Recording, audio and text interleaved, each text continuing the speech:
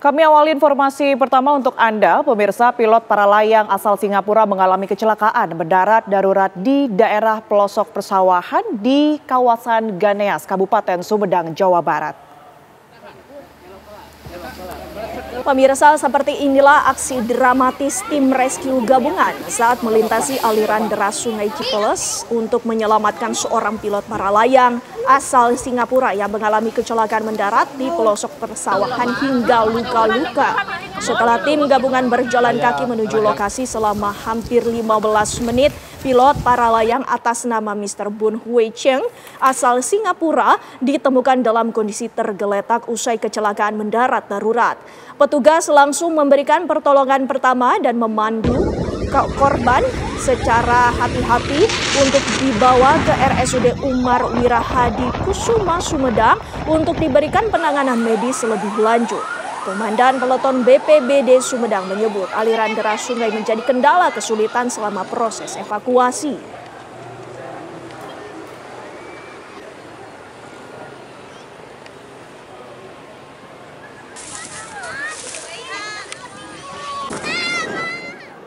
Pemirsa, kebakaran besar melanda permukiman padat penduduk di kawasan Taman Sari, Jakarta Barat. Diduga kebakaran akibat korsleting listrik. Ya, kobaran api disertai kepulan asap hitam terlihat membumbung dari lokasi kebakaran di Jalan Mangga Besar 9, Taman Sari, Jakarta Barat. Hembusan angin yang kencang disertai banyaknya material kayu yang mudah terbakar membuat api dengan cepat menjalar dari satu bangunan ke bangunan lainnya. Petugas pemadam kebakaran berusaha melokalisir api agar tidak menjalar ke bangunan lainnya. Sejumlah warga berusaha menyelamatkan barang berharga milik mereka.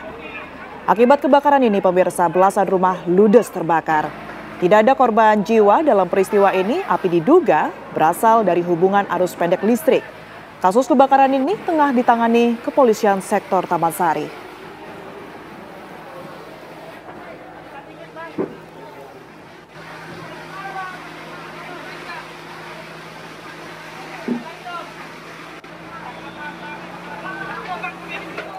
Kami akan update informasinya untuk Anda, pemirsa, bersama dengan reporter kami Putri Lestari yang saat ini berada di Taman Sari. Selamat malam, Putri. Apakah api saat ini sudah berhasil dipadamkan?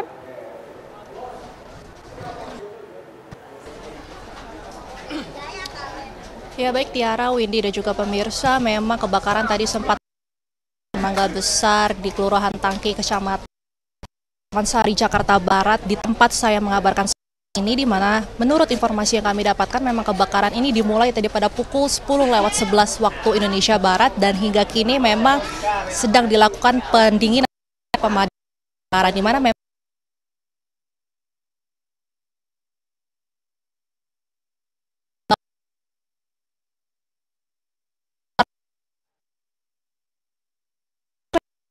Tiara, ini memang bengkel yang ada di sekitar sini sempat dilakukan pemadaman cukup lama. Di sini ini sempat dilakukan pemadaman cukup lama, yakni dari sekitar pukul 4.00 waktu Indonesia Barat sore hari tadi. Memang dikarenakan ada beberapa bahan yang bisa atau cepat untuk membuat api tersebut menyebar. Lalu memang apabila kita lihat kondisi saat ini, baik Windy, Tiara dan juga pemirsa, ini memang keadaan di sini api, maksud kami listrik ini mati total dan juga ada beberapa barang atau sisa-sisa reruntuhan baik kayu yang ada di sekitar sini. Dan saya sudah bersama dengan Mas Dede, salah satu warga sekaligus ini merupakan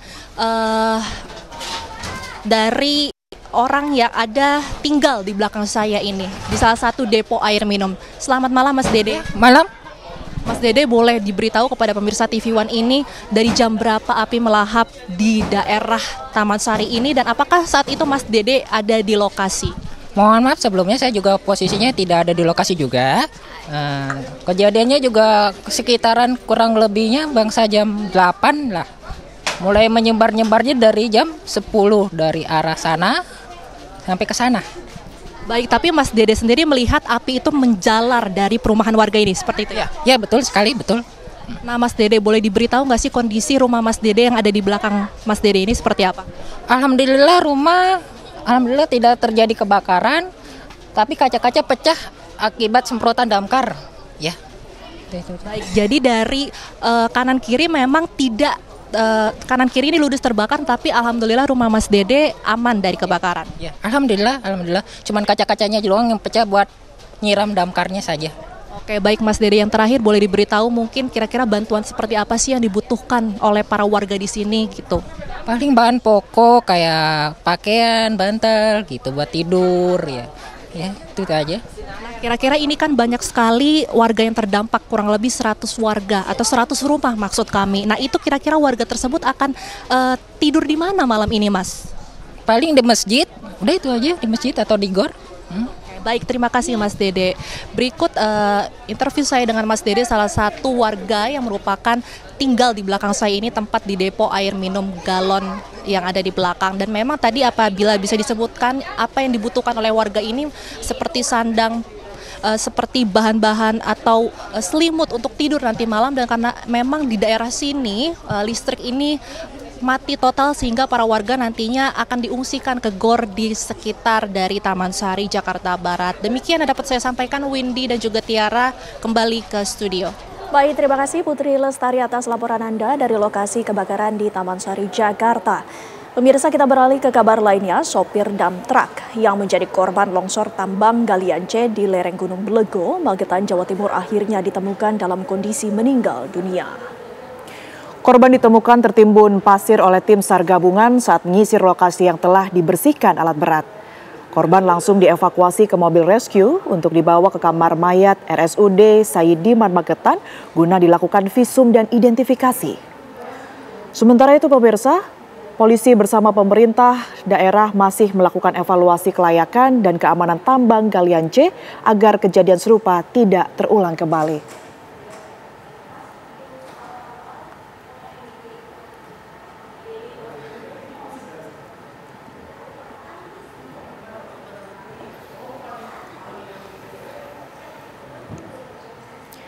Aparat kepolisian melepaskan tembakan ke udara saat menggerebek arena judi sabung ayam di wilayah Kabupaten Jeneponto, Sulawesi Selatan.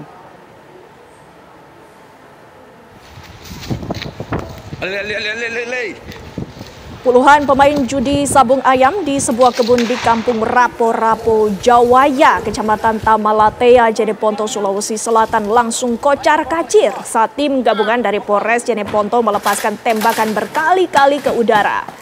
Aksi kejar-kejaran sempat terjadi ketika para pelaku kabur membawa ayam aduannya begitu melihat kedatangan petugas. Meski tak satu pun pelaku yang berhasil diamankan, namun petugas membongkar dan membakar arena sabung ayam yang digunakan. Penggerebekan ini berawal dari laporan warga yang merasa resah dengan adanya aktivitas sabung ayam di kawasan tersebut.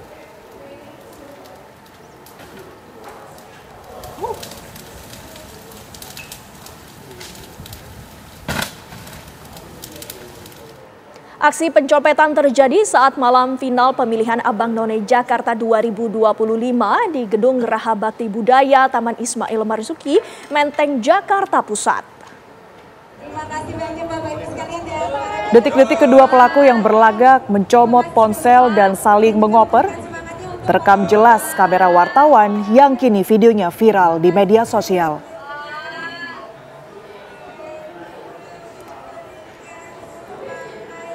Insiden ini bertepatan dengan kedatangan Gubernur DKI Jakarta Pramono Anung dan Wakil Gubernur Rano Karno dalam malam final pemilihan Abang None Jakarta 2025. Keduanya beraksi dengan berpura-pura sebagai awak media dan berbaur dengan jurnalis lain yang tengah melakukan peliputan. Dari informasi yang beredar, korban pencopetan tersebut bernama Farhan Fauzan, seorang tenaga ahli Sudin Parekraf Jakarta Barat. Korban diketahui kehilangan sebuah ponsel seharga belasan juta rupiah yang disimpan di saku kemeja.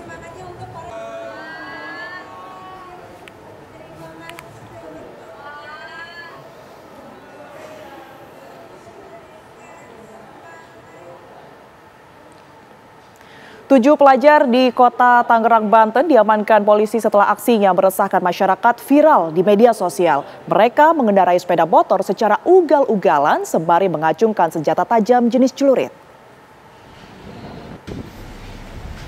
Pemirsa, inilah aksi pelajar SMP yang mengendarai sepeda motor secara ugal-ugalan di Jalan Puri Permata Green Lake City, Kota Tangerang, Banten. Dalam video tersebut mereka tampak membawa senjata tajam jenis celurit mengejar pelajar lainnya di depannya yang juga berboncengan dengan menggunakan sepeda motor. Aksi ini direkam dan disebar ke media sosial hingga ditonton ribuan orang dan menuai beragam komentar. Berdasarkan dari ciri-ciri tersebut, polisi segera melakukan penyelidikan hingga berhasil mengidentifikasi dan menangkap 7 pelaku. Masing-masing ditangkap di tempat yang berbeda beserta dengan barang bukti berupa sepeda motor dan senjata tajam jenis celurit. Dari hasil interogasi yang dilakukan oleh pihak kepolisian dan keterangan para pelaku bahwa mereka akan melakukan aksi tawuran. Saat ini 7 pelajar yang sempat diamankan oleh unit reskrim Polsek Ciledug telah dikembalikan kepada orang tuanya.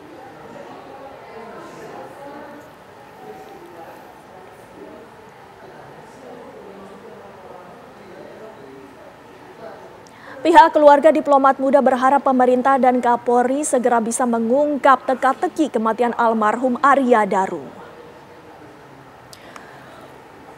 Sang istri, Meta Ayu Puspita Tantri, berharap kepada Presiden Prabowo hingga Kapolri Listio Sigit Prabowo bisa segera mengungkapkan misteri kematian suaminya. Ia pun menjelaskan bahwa pihak keluarga kerap mendapatkan teror. Di antaranya teror mendapatkan amplop berisi bintang styrofoam dan bunga Kamboja hingga mengacak-acak makam almarhum. Kini pihak keluarga akan melakukan berbagai upaya untuk mengusut tuntas misteri kematian Arya Daru Pakayudan agar segera terungkap secara terang benderang. Dan transparan. Sebegitu berharganya Mas Daru bagi saya, bagi anak-anak, bagi orang tua, bagi keluarga, dan saya sangat meyakini bagi teman-teman yang pernah berinteraksi langsung dengan Mas Daru secara tulus pasti merasakan kebaikan beliau. Kepada Bapak Presiden, kepada Bapak Kapolri dan Bapak Menlu, saya hanya bisa berharap dan memohon untuk kasus ini dapat selesai dengan baik, jujur, dan transparan. Sebegitu berharganya Mas Daru bagi saya, bagi anak-anak, bagi orang tua, bagi keluarga, dan saya sangat meyakini bagi teman-teman yang pernah berinteraksi langsung dengan Mas Daru secara tulus pasti merasakan kebaikan beliau. Pemirsa, Menko Bidang Pangan Zulkifli Hasan menggelar rapat koordinasi terbatas dengan sejumlah menteri dan lembaga terkait di kantor Kementerian Kesehatan Jakarta. Sejumlah pejabat negara yang turut diundang antara lain Menteri Kesehatan Budi Gunadi Sadikin, Mensesnek Prasetyo Hadi, Mendagri Tito Karnavian, Kepala Staf Kepresidenan Muhammad Kodari, Kepala Badan Komunikasi Pemerintah Angga Raka Prabowo, Kepala BGN Dadan Hindayana, dan Kepala BPOM Taruna Ikrar. Rapat digelar secara internal dengan agenda pembahasan tindak lanjut terjadinya kasus kejadian luar biasa pada program makan bergizi gratis atau MBG.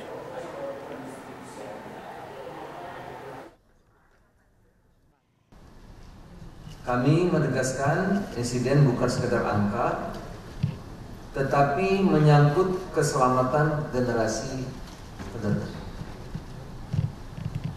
Tadi kami juga berdiskusi rakor untuk segera mempercepat perbaikan dan penguatan tata kelola di BBN.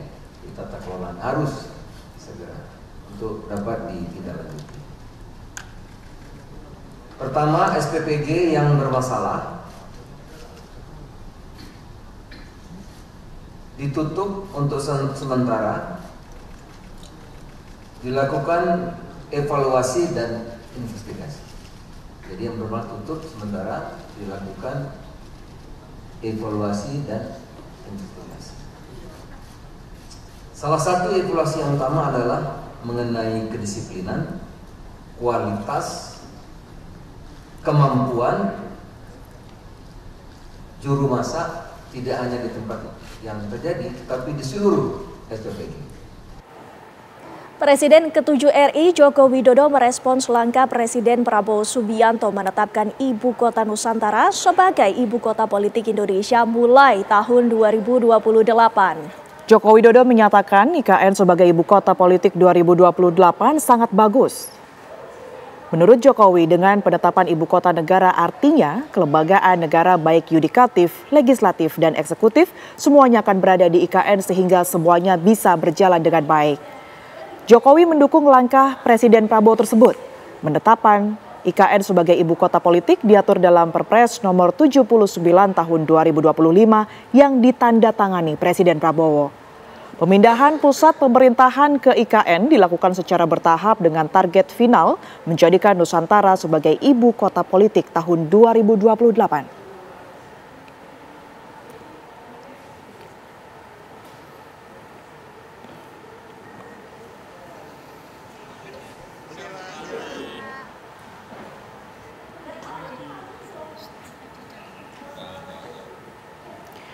Pemirsa, Presiden Amerika Serikat Donald Trump menegaskan dukungannya terhadap Israel untuk tetap tampil dalam Piala Dunia 2026.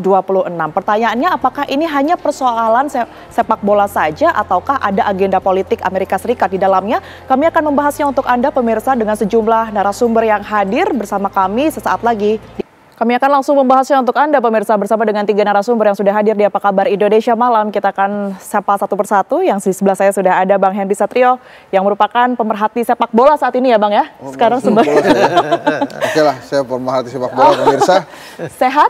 Selalu sehat. Alhamdulillah. Di sebelahnya sudah ada Bang Mahfudin Nigara, wartawan olahraga senior. Bang Nigara sehat? Sehat Tiara. Alhamdulillah. Harus sehat ya. Senang. Dan juga di ujung sana sudah ada Mas Agung Nurwijoyo, pengamat hubungan internasional Universitas Indonesia, yang sekarang saya manggil harus Bung Agung ya. Siap, Mas Agung sehat? Sehat, alhamdulillah. Baik, terima kasih sudah hadir semuanya. Saya ke Bang Hensat dulu deh. Bang Hensat, berkaitan dengan Israel dalam isu Israel dalam persepak bolaan dunia ini sebenarnya semengganggu apa untuk persiapan Piala Dunia 2026? Ya harusnya FIFA bisa melakukan pernyataan-pernyataan tegas atau keputusan-keputusan tegas seperti pada saat mereka nge-ban Rusia, kemudian nge-ban Yugoslavia waktu itu. Bahkan Yugoslavia kan pedih tuh, dia sudah lolos Piala Dunia tapi kemudian harus di Piala Eropa ya. Sampai kemudian terus digagalkan, tapi yang menggantikan langsung juara tuh ya. Denmark ya waktu itu ya. Jadi sangat disayangkan kalau kemudian sepak bola ini sebagai, kan hanya 2 ya. Yang bisa menyatukan dunia tuh, sepak bola dan musik. Jadi harusnya sepak bola ini bisa tetap berada sebagai alat pemersatu bangsa. Nah kalau ditanyakan kaitannya misalnya dengan Indonesia, kan tadi dibilang Trump ya, dan Trump kemarin memuji Pak Prabowo. Menurut saya Pak Prabowo sikapnya sudah tepat, dia menyatakan hal yang memang sudah dituliskan dalam pembukaan Undang-Undang Dasar 1945. Kemerdekaan adalah hak segala bangsa dan oleh sebab itu maka penjajahan di atas dunia harus dihapuskan. Kan itu clear ya. Kalau kemudian FIFA mengacu kepada pembukaan Undang-Undang Dasar kita walaupun nggak wajib juga, mereka bisa dengan tegas melakukan hal yang seperti Pak Prabowo sampaikan kemarin. Jadi artinya selama Anda masih menjajah negara lain atau mengganggu kedaulatan negara lain, nggak usah ikut-ikut sepak bola dulu deh. Karena sepak bola ini adalah alat pemersatu bangsa gitu. Toh juga tanpa Israel kan sepak bola tidak kehilangan keseruannya gitu. Nah, menurut Anda kenapa FIFA nampak nggak tegas ya kalau dibandingkan dengan sikapnya terhadap Rusia pada saat invasi dengan Ukraine pada saat itu? Bahkan kalau tadi sebelum on air kita sempat ngobrol, tanpa adanya voting bahkan sudah ada penentuan tersebut. Sekarang harus ada voting tuh Bang, UEFA minggu depan. Itu kenapa ya? Ya harusnya kan nggak perlu lagi voting, ditentukan aja FIFA ya FIFA, selesai urusannya. Tapi kalau kenapanya, nanti Bang Nigara akan menjelaskan lebih dalam. Saya sih menduga-duga ini ada kaitannya dengan sponsor yang memang perusahaan-perusahaan besar di dunia itu kan rata-rata dimiliki oleh Yahudi ya. Sehingga, atau minimal bos-bosnya lah. Sehingga mungkin itu yang agak mengganggu keputusan FIFA gitu. Sebetulnya harusnya FIFA berani tegas, kenapa? Karena kan ya itu tadi ya, harusnya sepak bola memang butuh sponsor. Tapi kalau kemudian sponsorship itu mengganggu sportivitas dalam sepak bola, harusnya mereka bisa mengambil ketegasan. Ya. Saya juga aneh, padahal FIFA itu kan memang disoroti dan dianggap sebagai pemilik statuta tertinggi sepak bola. Harusnya dia bisa mengikuti statuta itu dan mengambil sikap sesuai dengan apa yang diinginkan masyarakat pencinta bola di dunia. Ya kalau memang masyarakat pencinta bola di dunia menganggap Israel ini masih mengganggu dan harusnya tidak boleh diikutsertakan dan pernah dilaksanakan atau dilakukan terhadap Rusia dan Yugoslavia, ya harusnya sekarang bisa gitu. Nah, tidak standar ganda gitu ya? Ya bukan hanya tidak standar ganda, tapi harusnya tidak perlu dibikin polemik yang berkepanjangan. Oke, baik. Saya ke Bang Nigara. Bang Nigara, kalau gitu langsung dijawab aja. Kalau dari perspektif Anda, apa yang terjadi dengan FIFA sampai pada akhirnya harus perlu waktu dulu, harus mempertimbangkan dulu apakah Israel boleh main atau enggak? Ya, yang pertama tadi Hensap udah ngomong soal sponsor ya. Sebelum masuk ke situ saya mau bicara gini. Indonesia ini PSSI lahir 19 April 1930. Indonesia belum declare. Belum kemerdekaan Indonesia. FIFA mengundang Indonesia tahun 1938, mengundang PSSI 1938. Bayangkan, FIFA anti penjajahan. Pada saat itu mengundang Indonesia secara khusus. Meskipun akhirnya Indonesia nggak bisa datang. Kenapa? Karena FIFA mengisyaratkan, bukan FIFA, Belanda mengisyaratkan kita harus pakai baju orange. Suratin nggak mau. Akhirnya 8 pemain yang bisa bermain atas nama Hindia Belanda. Artinya FIFA itu anti penjajahan gitu. Nah tadi Hensam udah bicara soal Rusia ya yang menyerang Ukraina kemudian di bench. Kemudian Yugoslavia pemainnya TC di luar negeri, Yugoslavia pecah, domestiknya pecah. Kemudian pemainnya harusnya bisa datang, dicoret diganti Denmark. Saya kebetulan ngeliput di situ. Ya, juaranya memang Denmark memang luar biasa gitu. Ya. Jadi artinya FIFA ini menjadi punya dasar dulu melakukan hal itu gitu. Dia berbuat semaunya terhadap Rusia, dia berbuat semaunya UEFA berbuat semaunya terhadap Yugoslavia dan Indonesia pernah diundang sebagai negara yang dijajah. Artinya FIFA punya dasar untuk melakukan hal itu sekarang gitu. Nah, saya punya harapan. Infantino ini presiden FIFA yang berbeda dari presiden-presiden FIFA sebelumnya yang arogan, yang tadi dibilang organisasi terbesar dengan anggota 211 sementara PBB cuma 193 gitu.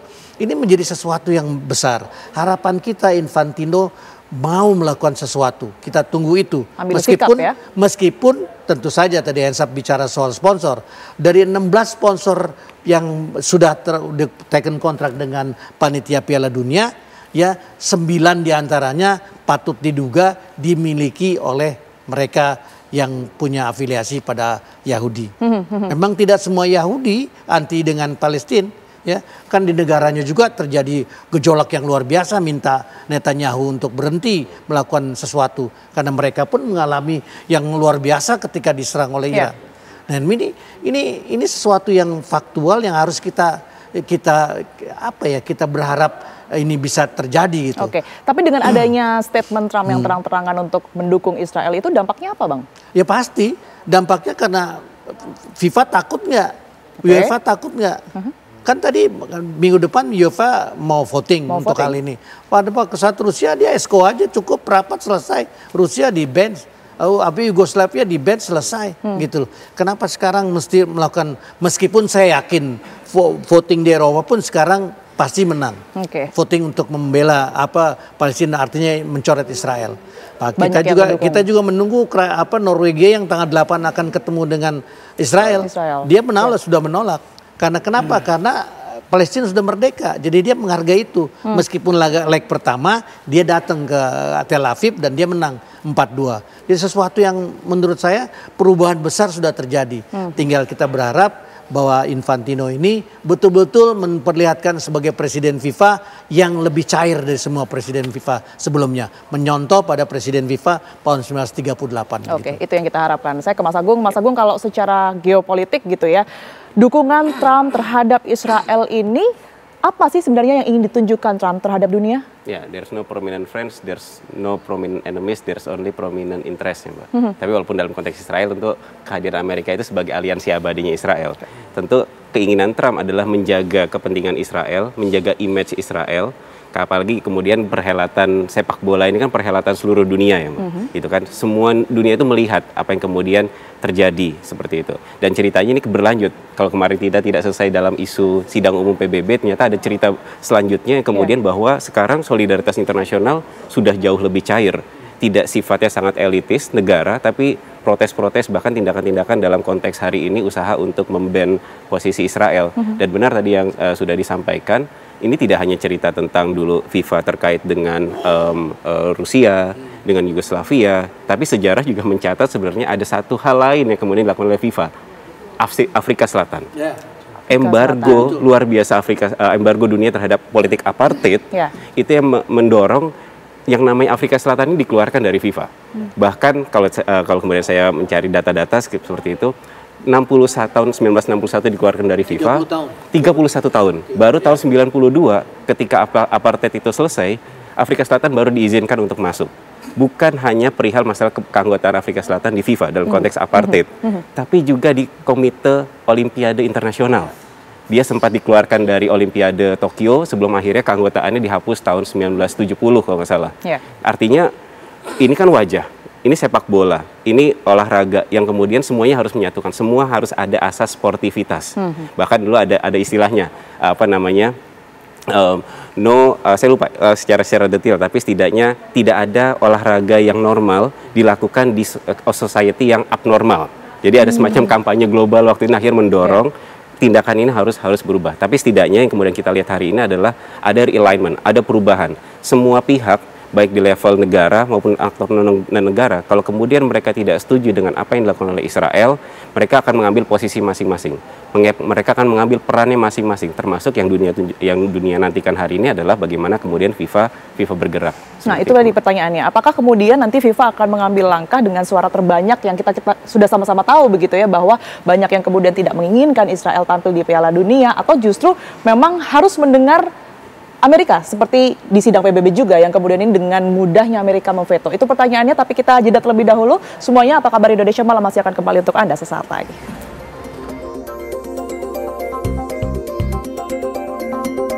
Kembali di Apa Kabar Indonesia Malam, pemirsa. Saya langsung ke Bang Digara. Bang Digara, kalau kita melihat ada banyak pihak yang juga menuntut melalui pimpinan mereka yang ada di sepak bola begitu ya, ini meminta bahwa Israel dikeluarkan dari Piala Dunia 2026, seberapa besar kemungkinan FIFA mendengar ini? Kalau tadi menurut Bang Nigara kan, kalau dilihat dari pemimpin atau kepalanya saja, ini karakternya sudah berbeda dengan yang sebelum-sebelumnya. Ya, saya berharap itu yang terjadi ya. Karena banyak, kan tadi Mas Agung udah bilang udah lebih cair nih. Eropa udah lebih cair. Nah kan kedudukannya di Eropa nih. Kalau UEFA sendiri udah mengatakan voting lalu mencoret Israel dari grup I, selesai perkaranya. Karena nggak akan ada lagi Donald Trump bisa melakukan intervensi pada FIFA, karena FIFA nggak bisa diintervensi oleh siapapun gitu. Nah akibatnya mungkin Donald Trump akan bilang kalau gitu nggak usah di Amerika. Oke, jadi ini yang membedakan ya, artinya kalau di sidang PBB Amerika bisa memveto, sementara kalau di voting UEFA nanti tidak akan bisa UEFA campur dan tangan. di FIFA nggak ada veto tuh nggak ada.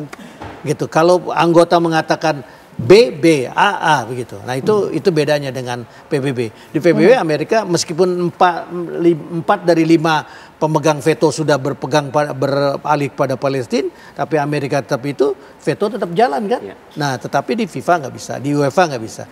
Begitu anggota member mengatakan coret Israel, selesai. Gitu. Nah konsekuensinya itu tadi, Amerika nggak mau jadi tuan rumah. Dan itu bukan perkara sulit, karena Meksiko tahun 70 menggantikan juga negara, kalau nggak salah Chili atau Ekuador, yang karena ada perang di negaranya kemudian pindah. Dan nggak pusing juga, Indonesia kan U20 tuan rumah tuh, dalam waktu singkat pindah tuh. Ya ke Chili, kemudian kita ditunjuk lagi, belum pernah terjadi itu, di mana satu negara karena ada hak politik praktis yang ikut campur di dalamnya, karena Israel kita menolak, kemudian Indonesia dibatalkan tuan rumah U20, lalu 17 tahun kemudian dijadiin tuan rumah dan Indonesia jadi tuan rumah lagi, itu sesuatu yang lain. Itu yang menurut saya, harapan saya sangat besar kepada Infantino bahwa dia mau berubah dan dia mau melakukan mendengar dengan orang yang lebih banyak daripada mendengar Donald Trump. Donald Trump. Oke, Bang Hensat, kalau dilihat dari sisi supporter ataupun juga fans sepak bola gitu ya, sebenarnya seberapa besar mereka tertarik terhadap isu ketika sepak bola ini ditarik menjadi isu kekerasan ataupun juga genosida di Gaza? Artinya ketika FIFA nanti tidak sesuai yang kita harapkan, apakah fans sepak bola ini juga bisa turut menuntut begitu satu suara? Gini, dalam diskusi di organisasi saya kan ketua umum sepak bola Indonesia Juara. Nah, teman-teman itu memang selalu memisahkan antara politik dengan sepak bola. Oke. Jadi para fans sepak bola ini yang inginnya sepak bola aja. Kalaupun harus ditambah ya digabungkannya dengan musik. Itulah kenapa kalau misalnya ada final Piala Champions itu ada konser musik tuh sebelum main. Karena memang ya itu tadi hanya musik dan sepak bola yang bisa menyatukan dunia. Nah, sepak bola harusnya dipegang di ranah itu. Kalau tadi kita bicara tentang ini jangan-jangan gara-gara sponsor aja. Sebetulnya kalau tentang uang, tadi Mas Agung udah sampaikan, ada beberapa sponsor atau negara-negara yang mau membackup FIFA dalam rangka uang ini. Negara-negara Timur Tengah pastinya, ada Qatar dan lain-lain. Sehingga sebetulnya kalau tentang sponsor itu bisa diatasi dengan mudah. Kalau kemudian ini tentang soal gaya-gayaan yang misalnya Trump gitu ya udah kalau nggak mau begini maka jangan Amerika Serikat akan mundur sebagai tuan rumah. Ya nggak apa-apa juga Meksiko dan Kanada tetap menjadi tuan rumah karena Meksiko sudah pernah sukses waktu tahun 86 menggelar Piala Dunia yang membuat juga. Itu dia yang membuat Maradona dan Argentina juara waktu itu. Jadi artinya sebetulnya ini tegas-tegasan aja. Nah, ini tergantung dari para anggota FIFA sebetulnya bagaimana melihatnya. Satu lagi yang perlu dihitung adalah di klasmen sementara grup yang ada Israelnya. Kalau kemudian Israel ini di-ban, siapa yang kira-kira diuntungkan? Karena kan di sana ada Italia ya, ada Italia, ada Norwegia. Nah, ini kalau memang kemudian Israel dicoret, ini akan menguntungkan negara lain atau tidak? Kayak yang tadi kan di UEFA, Yugoslavia dicoret, Brian Laudrup dan Michael Laudrup membuat Denmark mengagetkan waktu itu, mengguncang dan juara. Nah, yang ini kalau dicoret kira-kira siapa yang bisa diuntungkan gitu. Lagi-lagi tapi itu perkara poin, itu perkara yang lain. Nah, kembali lagi ke politik dan sepak bola, harusnya ini tidak sulit-sulit amat untuk menentukan ini. Nah, kalaupun kemudian ada voting, ini mungkin negara-negara anggota FIFA justru ingin mempermudah posisi FIFA. Ya udah kalau lo nggak bisa putusin, kita voting aja. Nah kalau lebih voting kan gitu akan kelihatan. Nah kalau voting akan kelihatan. Dan saya sih yakin kalau di voting, apalagi dengan perkembangan terakhir kemarin di PBB, banyak negara-negara Eropa, Inggris, Prancis, bahkan Kanada sendiri menolak Israel gitu ya. Sangat mungkin votingnya sudah bisa terlihat bahwa Israel akan dicoret dari perhelatan Piala Dunia nantinya. Kalau Trump ingin tetap bersikeras gitu ya, artinya ya tinggal Kanada dan Meksiko menjadi tuan rumah. Tapi sih saya nggak yakin karena Trump kan visinya nih ke uangnya gitu ya. Kalau dia mencoret atau memundurkan Amerika Serikat dari perhelatan Piala Dunia, artinya Amerika Serikat akan hilang dari peta persepak bolaan dunia sementara dan kemudian secara keuangan tuh akan kehilangan banyak uang buat Amerika Serikat. Kerugian besar bagi Amerika ya. Jadi saya nebaknya sih ya ini hal politis lobby-lobby aja. Dia ingin menunjukkan ke Israel, saya nggak ninggalin kamu loh. Saya berusaha nih sekuat mungkin. Tapi kan lo udah di voting lo kalah. Sorry bos. Gitu. Saya nggak bisa bantu banyak gitu ya. Nggak bisa bantu lagi gitu. Tapi minimal dia sejak awal menunjukkan bahwa posisinya dia tidak pernah meninggalkan Israel gitu. Tapi sih harusnya sih kalau, ya itu tadi sih kalau menurut saya voting ini justru mempermudah FIFA aja untuk membuat keputusan. Gitu kira-kira dia. Baik, ini nyambung ini dulu sebentar tadi. Silakan. Tadi siapa yang diuntungkan? Karena sekarang di klasmen grup I itu ya zona Eropa, Norwegia poinnya 15. Dengan Israel dicoret maka 3 poin hilang dari situ. Dia tinggal 12. Italia poinnya 9. Nah, lawan Israel dicoret hasilnya. Jadi tinggal 6. Jadi nggak ada yang diuntungkan karena memang posisi Israel sini nomor 3 gitu, nggak ada masalah. Ya, dari dua negara. Itu yang pertama. Yang kedua, harusnya Trump ini belajar pada Bill Clinton. Bill Clinton tahun 94 jelas tegas mengatakan sepak bola adalah ada tiga yang bisa menyihir dunia. Satu, perang. Perang itu semua orang memperhatikan perang. Ya. 2, sepak bola. Sepak bola tuh Amerika kaget sepak bola ini bisa menyihir dunia. Itu Bill Clinton yang ngomong 94. Tapi semua itu kalah dengan Muhammad Ali. Jadi Muhammad Ali sendiri menyihir dunia. Itu. Oke, baik. Saya ke Mas Agung. Mas Agung tadi sudah disinggung sedikit sih sebenarnya sama Bang Hensat. Kalau seandainya nanti hasilnya adalah Israel ini tidak bisa main ya di Piala Dunia 2026, tapi Trump ternyata pasang badan nih. Nah, secara aturan internasionalnya kalau ada seorang kepala negara ikut cawe-cawe begitu ya dalam aturan persepak bolaan yang sebenarnya nggak ada hubungannya dengan politik, ini seperti apa ya? Saya tidak terlalu paham detail ya Mbak ya, perihal masalah aturan-aturan yang terjadi di dalam FIFA. Tapi setidaknya kalau kemudian tadi kita mengambil 3 contoh kasus Afrika Selatan, ke Rusia dan kemudian Yugoslavia, kita melihat bahwa ada independensi yang dimiliki oleh FIFA itu sendiri. Dia tidak terikat dalam aturan bagaimana PBB itu bersuara. Ya. Kalaupun kemudian ini ada resonansi akibat dari PBB menyatakan ini sebagai bentuk genosida, saya pikir ada usaha dari FIFA untuk membuat bahwa nilai dan norma itu harus senantiasa hidup. Hati nurani itu senantiasa harus hidup. Bagaimanapun juga, ini echo chambersnya besar ketika sudah bicara sepak bola, gitu ya. Bicara tentang berbagai macam nilai saja kan. Nilai kontroversial misalkan poin LGBT, FIFA juga mempromosikan hal itu gitu ya. Entah dari kita nggak berbicara debat terkait dengan poin tersebut, tapi setidaknya ini ruang sepak bola ini ruang sangat besar, termasuk juga ketika bicara tentang genosida yang kemudian dilakukan oleh Israel terhadap Gaza seperti itu, terhadap rakyat Palestina. Dan apalagi kemudian menjadi poin menarik sebenarnya kan juga adalah bagaimana kemudian usulan ini muncul. Salah satu yang kemudian ide ini muncul adalah dari Qatar. Ya, Qatar sebagai pihak yang langsung terkena secara langsung bagaimana Israel itu bergerak, ya. Bagaimana kemudian dia yang mungkin kalem-kalem aja berusaha untuk mendamaikan bahkan gitu ya.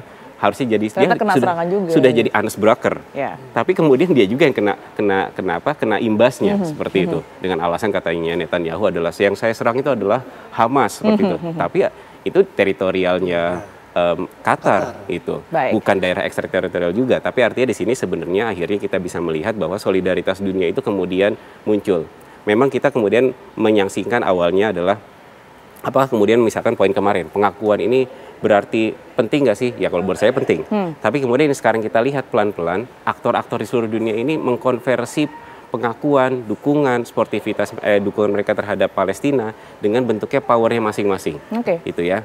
Kita bisa melihat sebenarnya ada ruang-ruang ketika memang bentuk solidaritas terhadap Palestina ini kemudian dilakukan, bahkan dalam ruang-ruang sepak bola ini punya efek yang sangat besar sebenarnya. Kenapa saya bilang sangat besar? Seperti apa? Contohnya adalah ini akan mempengaruhi secara domestiknya Israel. Orang-orang Israel yang harusnya mereka tidak terdampak akibat mereka bisa tetap mengedepankan sportivitas lewat olahraga, tapi mereka nggak bisa bergerak banyak gara-gara perilaku elitnya yang sangat hawkish gitu ya, sangat kemudian pengen mengedepankan kepentingan sendiri. Artinya ini akan mendorong dinamika di dalam, termasuk di luar spektrum sepak bola sebenarnya. Contoh yang sekarang sudah mulai adalah di musik tadi Bang Hensat. Ya, musik itu beberapa penyanyi-penyanyi dunia sudah nggak mau di Spotify diputer di wilayah Israel. Artinya itu kan juga sebenarnya jadi perkembangan secara domestiknya Israel. Nah ini jadi fase yang menarik nih dalam fase mengisolasi Israel dengan cara-cara yang sifatnya kesannya non-politik, tapi akan punya dampak secara politik. Oke, satu hal yang kemudian juga akan dilakukan Trump adalah katanya melalui jalur diplomasi gitu ya, diplomasi olahraga, katakanlah begitu. Apakah ini juga bisa berhasil untuk kemudian meredakan suasana yang memanas berkaitan dengan Piala Dunia 2026? Itu nanti dijawab Mas Agung, usai jeda berikut ini kami akan kembali untuk Anda. Kembali di Apa Kabar Indonesia Malam, pemirsa. Sebelum ke lainnya saya lanjut ke Mas Agung dulu. Kalau Trump ingin ada diplomasi, katakanlah sebagai diplomasi dalam bidang olahraga gitu ya, apakah ini juga berhasil meredakan konflik? Iya, dalam konteks ini kan mungkin tawaran bargain power-nya Trump 2 poin besar. Satu dalam konteks tuan rumah, yang tadi sudah disinggung. Kalaupun bicara tentang tuan rumah, kalaupun FIFA tetap memegang nilai norma kemudian dalam votingnya akhirnya setuju akan memban Israel, tentu FIFA dengan mudah sebenarnya akan memindahkan tuan rumah ke negara yang lain, bukan perkara yang sulit sebenarnya. Nah, yang kedua mungkin perihal masalah funding, ya kan. Tapi kalau kemudian bicara masalah funding, Qatar ini yang kemudian pengusul, dia juga sebenarnya ada sebagai sebuah institusi yang memberikan ya dukungan kepada UEFA. Kalau saya membaca itu ada lebih dari 500 juta dolar dalam 6 tahun ke depan. Artinya ini ada backup, ada diversifikasi yang sudah dilakukan oleh UEFA dan FIFA sebenarnya kan. Tidak hanya kepada 1-2 pihak tertentu, tapi ternyata pihak-pihak bahkan di Jazirah Arab ini punya sokongan yang kuat. Ada diversifikasi. Artinya kalau sudah ada diversifikasi sebenarnya mengurangi interdependensi, mengurangi ketergantungan. Kalau kemudian mungkin fundingnya memang besar dari Amerika Serikat, mungkin ada ketergantungan yang jauh lebih kuat. Tapi kalau kemudian sekarang dalam realitas demikian, saya pikir diversifikasi itu mengurangi ketergantungan atau beban terhadap beban politiknya seperti yang dilakukan oleh FIFA. Dan lagi-lagi kemudian saya pikir jalan ini kemudian terbuka lebar. Dan yang kedua juga ruang untuk FIFA menegakkan nilai norma seperti hal yang dilakukan FIFA dalam konteks sejarah itu menjadi, kalau kemudian mungkin jadi catatan merah buat FIFA kalau kemudian akhirnya FIFA tetap mengizinkan Israel untuk tampil. Melihat tadi ya berkaca dari sejarah Rusia, Yugoslavia, termasuk juga Afrika Selatan. Itu yang kemudian jadi catatan. Tanggapan Anda Bang Nigara, mungkin kalaupun ada diplomasi, apa yang akan dilakukan Trump ke depannya? Saya kira kalau bicara diplomasi selesai sudah. Kalah ya Amerika ya? Kalau anggota FIFA atau UEFA voting mengatakan coret Israel, selesai. Karena nggak ada lagi itu Donald Trump bisa masuk. Bahkan kalau Donald Trump tetap ngotot, bukan tidak mungkin Amerika dicoret. Sementara seperti Rusia saat ini masih dicoret sebagai anggota FIFA. Ini sesuatu yang dilematis gitu ya. Jadi saya kira FIFA Trump juga pasti akan diprotes oleh warganya karena Amerika tuh nggak jelek-jelek amat di sepak bola, terutama wanita ya. Wanita mereka juara dunia beberapa kali. Tapi kalau yang laki-laki nggak jelek-jelek amat juga gitu. Nah, jadi beberapa kali Piala Dunia, berkali-kali Piala Dunia Amerika ikut. Jadi sesuatu yang sangat disayangkan kalau Trump masih ngotot seperti itu gitu ya. Tapi saya kira ya tahu lah. Yang paling penting contoh lah, Indonesia tuh contoh yang paling konkret. Tahun 1938 kita diundang secara resmi oleh FIFA. Indonesia belum ada. Hanya saja FIFA melihat bahwa Indonesia ini dijajah. Jelas itu dijajah. Makanya diundang PSSI. Bahwa kemudian PSSI nggak bisa, ya sesuatu yang dimaklumi juga. Bahkan kalau saya nggak keliru ya mudah-mudahan saya nggak keliru. FIFA pun menyediakan tiket untuk tim PSSI waktu itu. Tapi karena nggak bisa keluar, yaitu persyaratan dari Gubernur Jenderal harus pakai orange dan bernama Hindia Belanda, ya nggak mau. Jadi saya kira itu contoh konkret FIFA melakukan hal itu, kenapa sekarang enggak gitu. Oke Bang, tapi kan ini kita berbicara segala kemungkinan ya, karena untuk votingnya sendiri masih dilakukan minggu depan gitu. Sekarang ini sudah ada beberapa negara yang kemudian ini mengancam dalam tanda kutip menarik ataupun juga mengundurkan diri dari Piala Dunia 2026 kalau Israel terlibat. Salah satunya adalah Spanyol. Betul. Anda sendiri membaca hal ini bagaimana dan juga kalaupun nanti ada beberapa negara yang kemudian ini juga turut mundur, pengaruhnya seperti apa? Berat, pengaruhnya akan berat. Karena leveling Piala Dunianya akan turun. Karena kalau Piala Dunia itu lebih dari 2-3 miliar orang nonton bola. Dan Indonesia nih termasuk yang paling tinggi penontonnya. Ya, kalau beliau ini ketua Asosiasi Perkumpulan Sepak Bola Indonesia Juara, itu tuh 180 juta atau 180 juta orang Indonesia nonton bola. Padahal penduduk Indonesia cuma 220 juta. 220 juta penonton bola. Makanya Indonesia saya nggak pernah takut FIFA nge-ban Indonesia. Kenapa? Rating FIFA ditentukan oleh Indonesia. Jumlah penonton kita. Di surga kita mau nonton bola kapan aja bisa, di mana aja bisa, setiap saat bisa. Di luar nggak bisa kita lakukan hal itu. Makanya sepak bola ini jadi sesuatu. Sekali lagi di Indonesia ini menjadi sepak bola adalah pemersatu bangsa.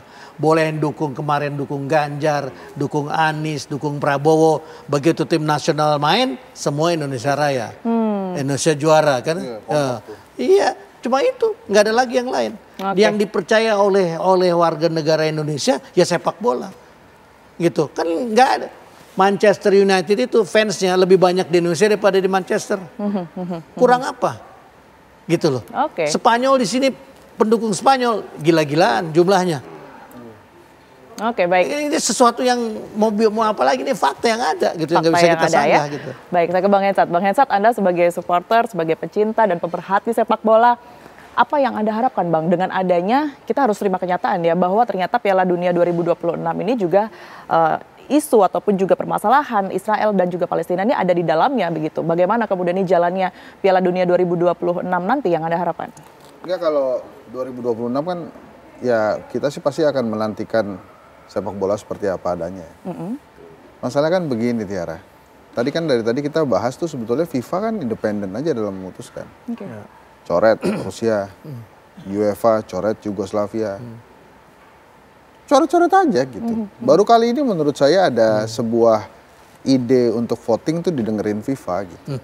Harusnya kan dia polos-polos aja. Nah itu tadi mungkin kaitannya dengan sponsor. Makanya FIFA gampang. Ya. Kalau urusan sponsor ini beres, saya rasa nggak usah voting-votingan. FIFA bisa langsung menentukan tuh ban atau teruskan. Jadi FIFA itu sebetulnya dia itu kalah besar dengan fans sepak bola itu sendiri gitu. Apakah kemudian kalau FIFA bubar, kuat, ya? Enggak maksudnya kayak gini. FIFA nggak ada nih. Sepak bola akan tetap dimainkan kan? Saya yakin akan tetap dimainkan.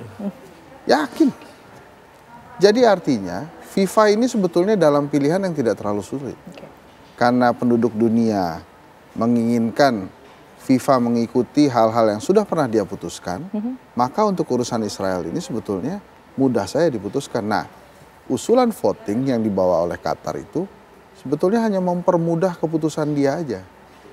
Mempermudah menghadapi sponsor tadi ya Bang Negara. Betul. Bos ini sorry, ini udah di voting, hasilnya begini. Ya kalau lo nggak mau terusin jadi sponsor ya nggak apa-apa. Pasti masih banyak lagi karena 3/4 penduduk dunia nonton sepak bola nanti pas Piala Dunia. Kalau nggak mau ya udah. Nanti tinggal yang tadi kan negara-negara Timur Tengah yang katanya siap untuk membackup FIFA, ya tinggal masuk jadi sponsor. Kalau menurut saya lebih tertarik bicara bagaimana kita nanti lolos Piala Dunia ketimbang kita mikirin Israel bakal dicoret apa enggak gitu. Kan kita cuma dapat jatah berapa persen? 8% penonton nanti. Tapi kalau secara keseluruhan artinya peluang untuk dicoretnya Israel ini besar gitu ya Bang ya? Kalau dilihat dari sejarahnya sih harusnya besar ya. Makanya bingung juga kita kenapa kemudian ini jadi ada voting. Kenapa ini kemudian jadi ribet gitu. Biasanya tuh FIFA nggak pernah ngundang Bang Nigara juga. Bang Nigara ini kita coret ya, Yugoslavia nggak ada, ini coret-coret aja. Baik Bang Hensat. Baik Bang Hensat, tentu kita harapkan ya keputusan voting nanti yang seharusnya nggak ada tadi kalau kata Bang Hensat ini bisa mendukung kemerdekaan Palestina begitu ya, sehingga jalannya Piala Dunia 2026 ini juga berlangsung dengan damai gitu ya. Amin. Seperti apa yang kita inginkan. Bang Hensat terima kasih banyak. Larinya bukan ke situ aja sebetulnya sih, tapi bagaimana sepak bola ini tetap menjadi sepak bola, nggak masuk ke ranah politik dan tetap menjadi alat perjuangan untuk yaitu kemerdekaan segala bangsa seperti yang tadi sudah disampaikan. FIFA pernah melakukan itu kepada Indonesia saat 1930 harusnya bisa lagi. Tahun ini juga bisa. 38. Baik, terima kasih Bang Hensat. Satu lagi sebelum menutup. Singkat Bang Nigara. Iya, sangat singkat. Kalau soal sponsor nggak perlu takut. Tadi sama Qatar nyiapin uang. Itu Canelo kemarin lawan Crawford. 2,4 triliun dibayarnya. Baik. Seharusnya aman juga tahun ini. Aman jadi kalau mau itu. Siap, makasih banyak Bang Nigara. Indah tanpa veto, Mbak. Indah tanpa veto. Kayak gini kan indah tanpa veto, ya kan? Betul sekali. Makasih banyak ya Mas Agung, Bang Nigara, Bang Hensat sudah hadir di Apa Kabar Indonesia Malam.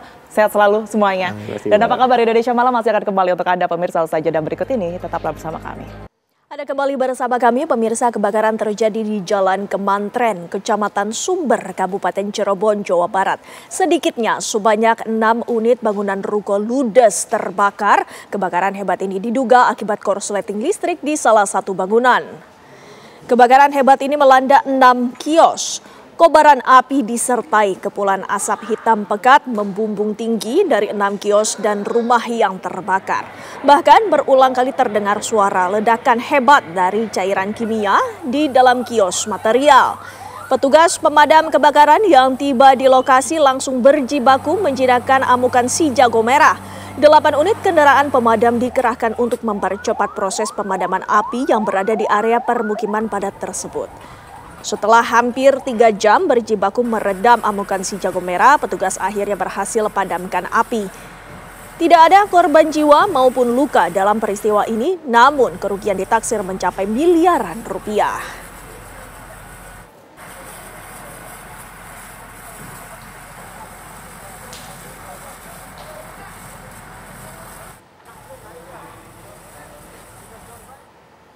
Sebuah bangunan yang dijadikan gudang onderdil kendaraan motor ludes dilalap si jago merah di kawasan Cileunyi, Kabupaten Bandung, Jawa Barat.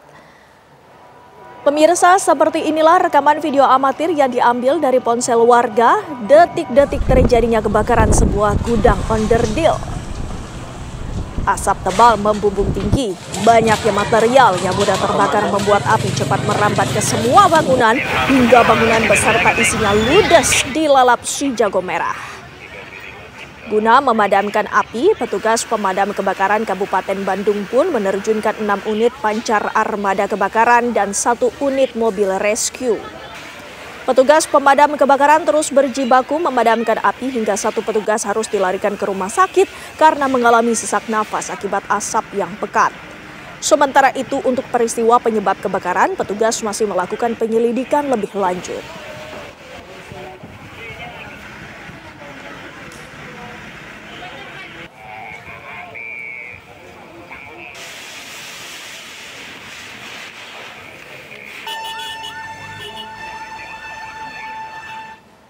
Pemirsa, Partai Keadilan Sejahtera hari ini melantik jajaran pengurus baru partai periode 2025-2030 mendatang. Pelantikan ini dipimpin oleh Ketua Majelis Syuro PKS Sohibul Iman di hadapan 1.000 kader PKS yang hadir.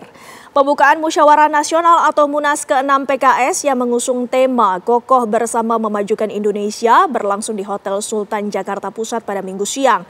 Sekjen PKS Muhammad Khalid menekankan bahwa PKS ingin para pengurus baru dapat mematangkan dan mendukung kinerja pemerintah dalam mengimplementasikan berbagai program. Dalam rangkaian Munas yang berlangsung selama 2 hari ke depan, PKS turut mengundang jajaran pimpinan partai politik lainnya.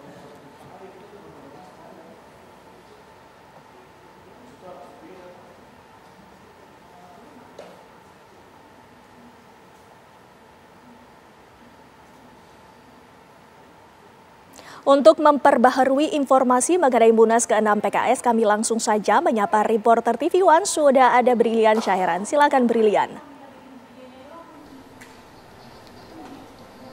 Baik Windy dan juga pemirsa, betul sekali Partai Keadilan Sejahtera atau PKS ini menggelar Musyawarah Nasional yang ke-6 atau Munas yang akan diselenggarakan selama 2 hari sejak tanggal 28 sampai dengan tanggal 29 September mendatang.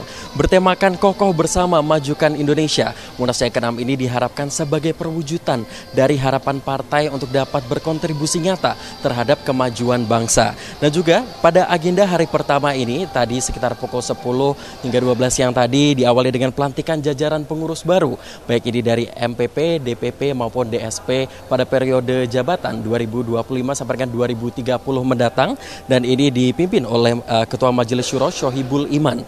Dan juga ini acara tadi siang hari dilanjutkan dengan adanya rapat perumusan arah kebijakan partai selama 5 tahun ke depan, dan dilanjutkan juga dengan sosialisasi amanat hingga good political party governance.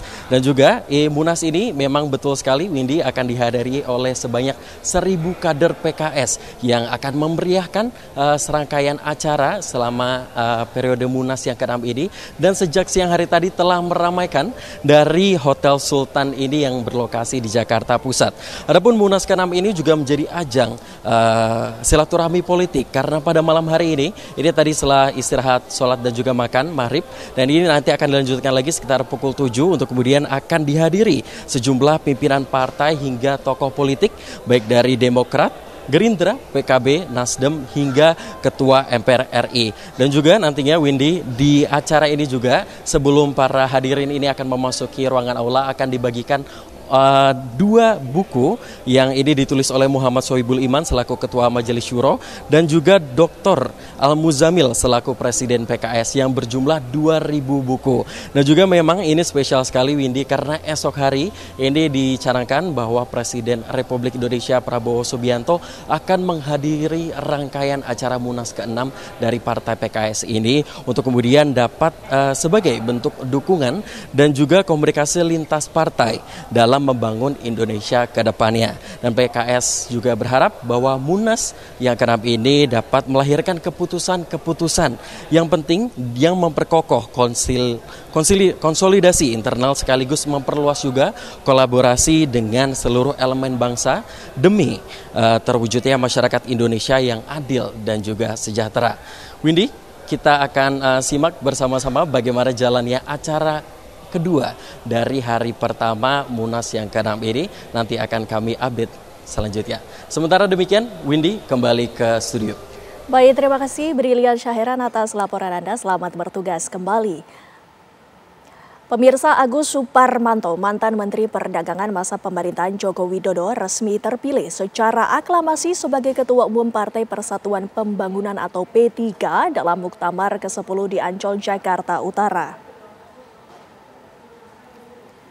Muktamar ke-10 P3 disebut menghasilkan Agus Suparmanto sebagai pemimpin baru partai berlambang Ka'bah tersebut. Agus terpilih secara aklamasi setelah menjadi calon tunggal. Keputusan tersebut dibacakan oleh pimpinan sidang paripurna ke-8 Muktamar, Qoyum Abdul Jabbar. Merujuk anggaran dasar dan anggaran rumah tangga P3, calon ketua umum harus hadir di lokasi Muktamar saat proses pemilihan. Qoyum Abdul Jabbar, pimpinan sidang paripurna ke-8 Muktamar menyatakan Ketua Umum terpilih bersama tim akan segera menyusun struktur baru P3 yang mencerminkan kekuatan internal partai.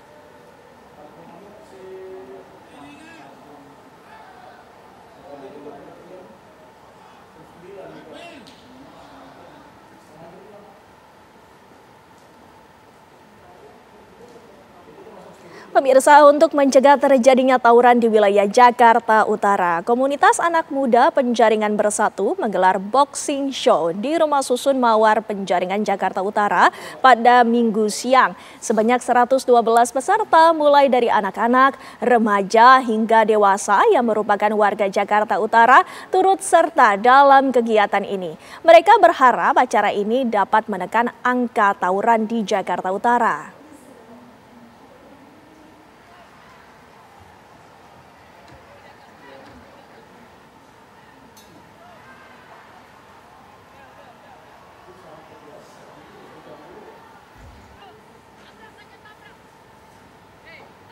Ratusan warga Kecamatan Solear, Kabupaten Tangerang, Banten menyerbu pembagian sembako gratis di kantor Kecamatan Sobanten.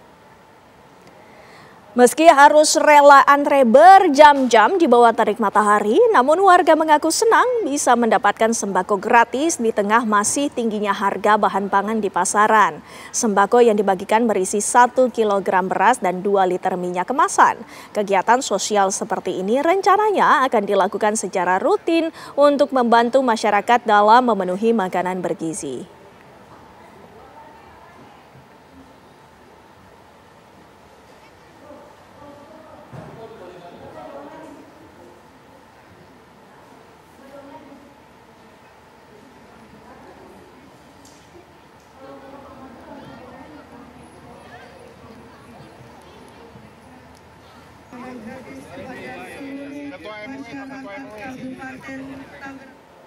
Pemirsa, Kementerian ESDM telah menetapkan kebijakan impor BBM 1 pintu. Kami akan hadirkan perbincangannya usai jeda pariwara berikut ini.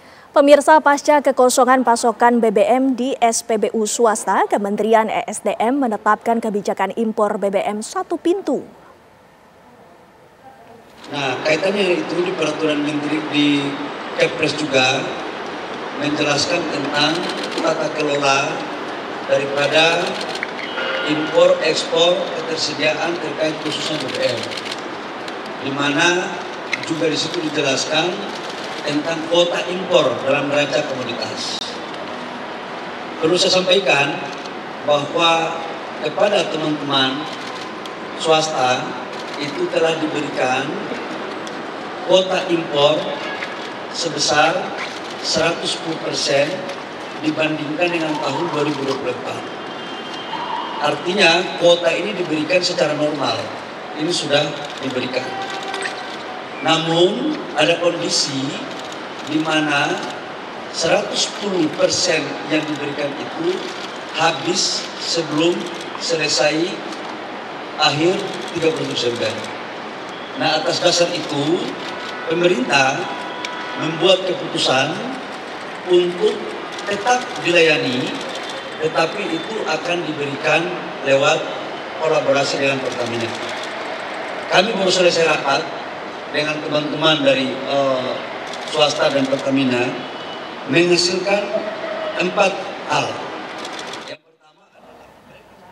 Ya, itu tadi pernyataan dari Menteri ESDM Bahlil Lahadalia dan juga kemudian langkah dari Kementerian ESDM ini untuk menetapkan kebijakan impor BBM satu pintu memuat pertanyaan besar, apakah langkah ini benar-benar menjadi solusi ataukah ada permasalahan baru seperti halnya monopoli. Kami akan hadirkan perbincangannya bersama sejumlah narasumber yang saat ini sudah hadir bersama kami.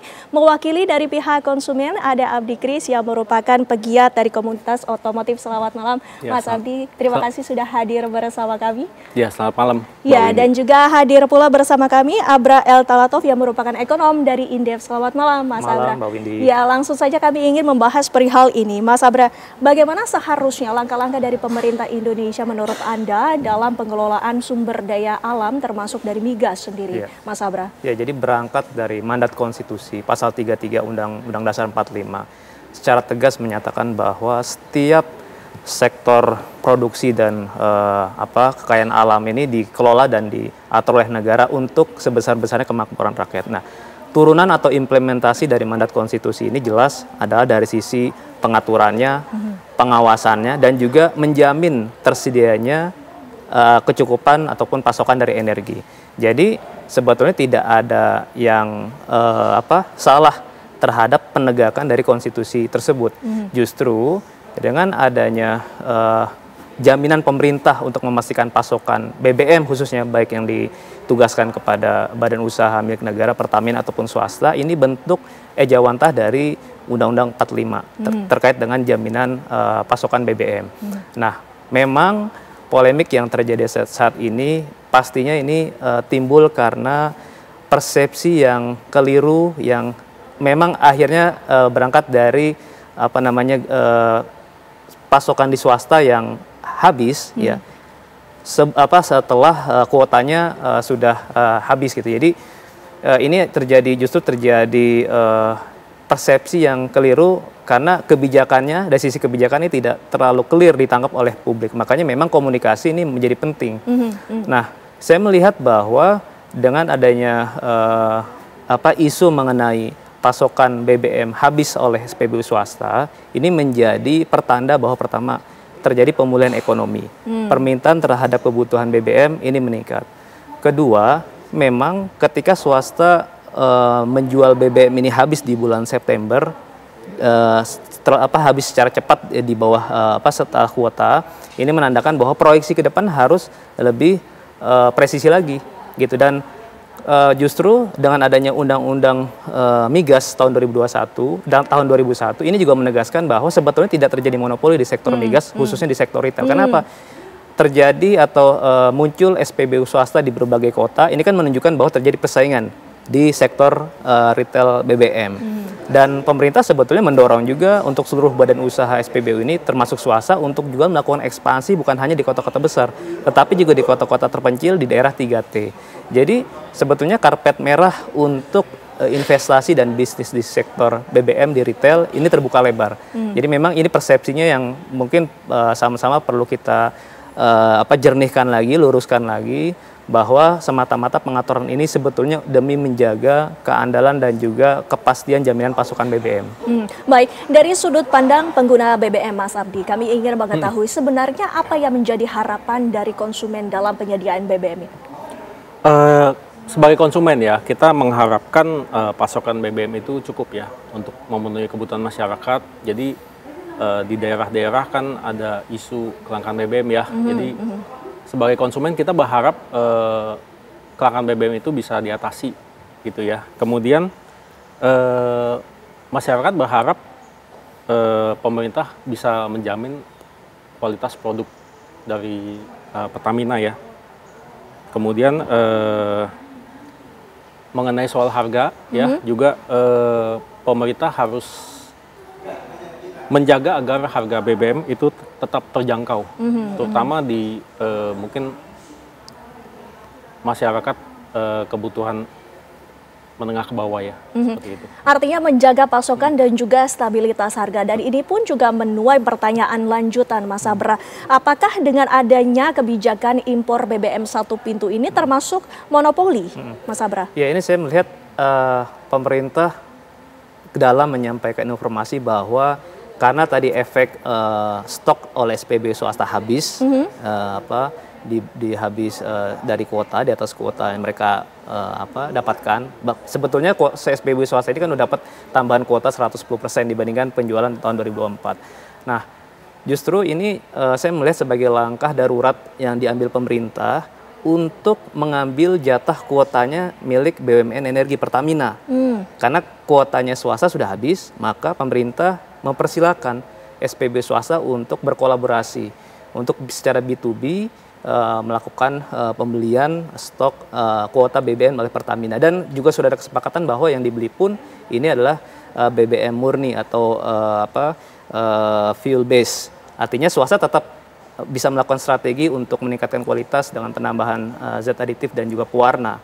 Sudah ada kesepakatan. Artinya ini menjadi langkah jangka pendek sampai akhir tahun. Nah, yang saya dengar justru pemerintah masih mempersilahkan kepada swasta untuk mengajukan kuota impor BBM untuk tahun 2026. Jadi justru saya tidak melihat di mana perubahan aturan untuk menjadikan skema satu pintu impor melalui Pertamina. Jadi ini memang langkah rem darurat saja gitu untuk jangka pendek ini. Nah, dari kebijakan impor BBM satu pintu ini apakah juga berdampak kepada konsumen? Mas Abdi, ditahan jawabannya. Kami masih akan membahas dialognya usai jeda pariwara berikut ini. Kami akan kembali pemirsa.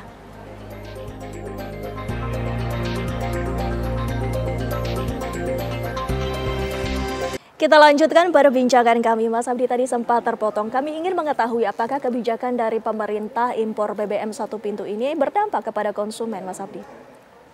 Kalau konsumen ini kan berharap bisa beli produk yang sesuai dengan keinginan dan sesuai spesifikasi kendaraan mereka ya. Jadi konsumen ini dibayangi dengan kekhawatiran. Nah, tapi mungkin saya juga menyampaikan sebuah harapan ya. Supaya pemerintah dan Pertamina juga bisa memberikan pengalaman yang baik bagi konsumen untuk mengkonsumsi bahan bakarnya gitu ya, biar tercipta sesuatu yang berkesan sehingga masyarakat ingin tetap menggunakan produk Pertamina. Baik, lantas dari Mas Sabra sendiri, apakah menurut Anda kebijakan impor BBM satu pintu ini bisa menjadi solusi? Iya, dalam jangka pendek iya. Pertama, memastikan ketersediaan BBM dari SPB swasta tetap bisa mereka melakukan pelayanan ke masyarakat dengan mendorong adanya kolaborasi bisnis to bisnis dengan Pertamina. Tetapi memang ekspektasi dari publik bahwa dalam proses bisnis to bisnis tadi tetap harus ada transparansi mengenai kualitas, mengenai harga, dan itu normal dilakukan oleh perusahaan swasta gitu. Nah, kemudian dari sisi kualitas tadi karena diberikan fleksibilitas ataupun keleluasan terhadap swasta untuk mencampur zat aditif dan pewarna, artinya kan mereka masih memiliki ruang untuk meningkatkan persaingan maupun kualitas dari BBM yang dijual. Dan secara ekonomi saya memandang bahwa hal ini memang sangat relevan dan penting dilakukan pemerintah. Kenapa? Karena importasi BBM kita kan tidak bisa dipungkiri sangat besar. Bahkan selama semester 1 ini saja, ini kita sudah impor BBM kurang lebih 18,4 miliar US dollar. Dan setiap tambahan impor 1 miliar dolar itu membutuhkan kurang lebih dolarnya sebesar 17,6 triliun rupiah. Artinya kalau importasi ini dilakukan secara mendadak besar, ini pasti juga akan mengganggu nilai tukar rupiah kita, kemudian juga akan memperbesar defisit perdagangan migas kita. Jadi pemerintah memang punya concern harus untuk menjaga neraca perdagangan migas kita dan juga nilai tukar rupiah, karena nanti efeknya kalau sampai kurs kita juga terganggu akibat impor tambahan tadi, ini juga akan mengganggu sektor-sektor bisnis yang lain, bukan hanya di sektor migas itu sendiri. Dan yang ketiga adalah upaya jangka pendek ini juga dalam rangka ya memberikan sektor SPBU swasta ini juga untuk memproyeksikan kebutuhan BBM-nya di tahun mendatang agar lebih sesuai dengan kebutuhan, lebih presisi. Dan bahkan sebetulnya kita di Indonesia termasuk relatif lebih longgar dalam persaingan di bisnis retail. Di Malaysia contohnya, SPBU swasta itu diwajibkan untuk membangun kilang. Nah di kita ini tidak diwajibkan bangun kilang, jadi justru kita lumayan longgar dalam hal persaingan. Jadi memang kalau mau lebih strict untuk bisa ke persaingan yang lebih fair, justru kalau mau ekstrim, swasta juga harus didorong untuk membangun kilang, dan bahkan juga kita harapkan swasta juga mau berkolaborasi untuk melakukan ekspansi, mendirikan SPBU di kota-kota lain khususnya di wilayah 3T. Gitu, Mbak. Nah, dari Mas Abdi sendiri, menurut kacamata Anda, apakah Anda melihatnya adakah suatu saran yang bisa disampaikan kepada Pertamina sebagai pengguna BBM juga? Ya, pengguna BBM ini kan sering dihadapkan dengan fluktuasi harga BBM ya. Jadi mungkin sebagai masukan dan suara dari kami ya, mungkin kami berharap adanya transparansi di dalam harga BBM itu, faktor apa saja yang menyusun kenaikan misalkan ya. Jadi itu disampaikan pada masyarakat. Kemudian kami juga berharap ya Pertamina bisa terus menyediakan produk berstandar internasional dan meningkatkan layanan kepada masyarakat. Lantas untuk Mas Abra sendiri, kami ingin juga menanyakan permasalahan adanya pembatasan impor BBM yang dilakukan oleh pemerintah dari Badan Hilirisasi, maksud kami Badan Usaha Hilir Swasta. Adakah kekhawatiran dari hal tersebut? Sebetulnya kita tidak perlu khawatir terkait dengan jaminan pasokan BBM, karena pemerintah sendiri sudah menetapkan minimum cadangan energi ataupun BBM nasional misalnya 30 hari untuk kebutuhan stok nasional. Dan memang selama ini beban itu dilimpahkan kepada Pertamina. SPBU swasta belum menanggung beban tersebut. Yang kedua, ini lagi-lagi saya ulangi, ini sebagai solusi jangka pendek ya, untuk juga tetap menjaga iklim investasi di sektor BBM di hilir agar usaha swasta ini juga tetap sustain. Dan sebetulnya kalau kita pandang dari sudut kacamata yang lain, dengan habisnya kuota BBM swasta, SPBU swasta ini kan menandakan bahwa mereka sudah mencapai target, ya sudah berhasil, artinya sudah sesuai target omset penjualan mereka. Mereka harusnya happy. Nah memang tadi untuk sisa 4 bulan ini mereka masih bisa menambah penjualan dengan bekerjasama dengan Pertamina.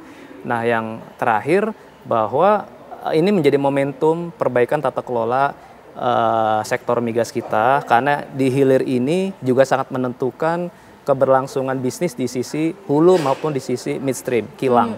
Jadi dengan kita menjaga importasi di sisi hilir, ini semata-mata juga supaya menjadi stimulus juga investasi di sektor hulu dan di sektor kilang. Kenapa? Karena nanti kalau di hilirnya konsumsinya meningkat, kita harapkan pasokannya juga dicukupi dari produksi di dalam negeri. Artinya kan pemerintah punya target swasembada energi. Pak Presiden menegaskan ingin mendorong Indonesia swasembada energi, terrefleksikan dari peningkatan produksi atau lifting migas. Kedua, hasil dari produksi crude tadi bisa diolah di kilang, dan pemerintah sudah mendorong atau menugaskan Pertamina untuk melakukan revitalisasi maupun pengembangan kilang-kilang di dalam negeri. Jadi kita harapkan nanti kilang itu setelah nanti selesai bisa mengolah BBM lebih banyak lagi dan bisa diserap di pasar dalam negeri. Jadi kita bisa mengurangi lambat laun ketergantungan impor BBM yang sudah jadi. Kita harapkan memang dalam jangka menengah panjang justru ini akan menjadi memperkuat ketahanan dan juga kedaulatan energi di Indonesia. Iya, tapi sejauh ini Mas Abdi kami juga ingin mengetahui bagaimana Anda sebagai konsumen, pengalaman Anda di SPBU Pertamina. Ya, pengalaman pribadi saya mengapresiasi ya, karena saya melihat Pertamina ini berusaha untuk memperbaiki pelayanan dari waktu ke waktu, tapi tetap ada pesan kepada Pertamina untuk lebih memberikan pengalaman khusus ya, karena kan adanya hadirnya SPBU lain, sehingga konsumen ini sudah mulai bisa merasakan membandingkan gitu. Jadi saya menyarankan untuk lebih diimprovisasi lagi, untuk ditingkatkan lagi. Baik, kita harapkan juga apa yang menjadi langkah dari pemerintah dan apapun kebijakannya ini yang terbaik untuk warga negara Indonesia. Terima kasih Bapak-Bapak sudah hadir bersama kami dan juga perbincangannya. Dan pemirsa, kami masih akan menghadirkan sejumlah informasi lainnya yang akan disampaikan oleh rekan Tiara Harahap. Silakan Tiara. Ya, Widi dan juga pemirsa, informasi lainnya akan kami hadirkan untuk Anda, di mana kebakaran besar melanda pemukiman padat penduduk di kawasan Taman Sari, Jakarta Barat. Diduga kebakaran ini akibat korsleting listrik.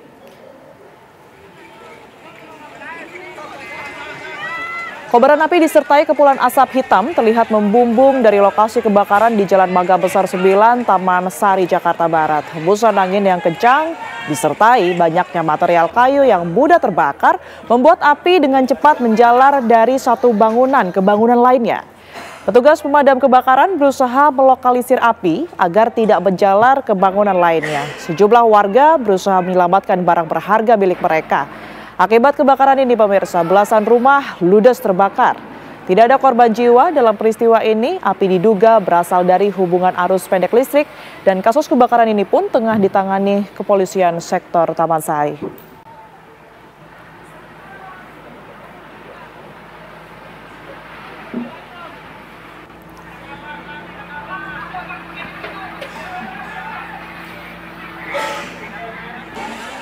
Berikutnya pemirsa, pilot para layang asal Singapura mengalami kecelakaan mendarat darurat di daerah pelosok persawahan di kawasan Ganeas, Kabupaten Sumedang, Jawa Barat. Ya, seperti inilah aksi dramatis tim rescue gabungan saat melintasi aliran deras Sungai Cipeles untuk menyelamatkan seorang pilot para layang asal Singapura yang mengalami kecelakaan mendarat di pelosok persawahan hingga luka-luka. Setelah tim gabungan berjalan kaki menuju lokasi selama 15 menit, pilot para layang atas nama Mr. Boon Hwee Cheng asal Singapura pun ditemukan dalam kondisi tergeletak usai kecelakaan mendarat darurat. Petugas langsung memberikan pertolongan pertama dan menandu korban secara hati-hati untuk dibawa ke RSUD Umar Wirahadikusuma Sumedang untuk diberikan penanganan medis lebih lanjut. Komandan Peleton BPBD Sumedang menyebut aliran deras sungai menjadi kendala kesulitan selama proses evakuasi.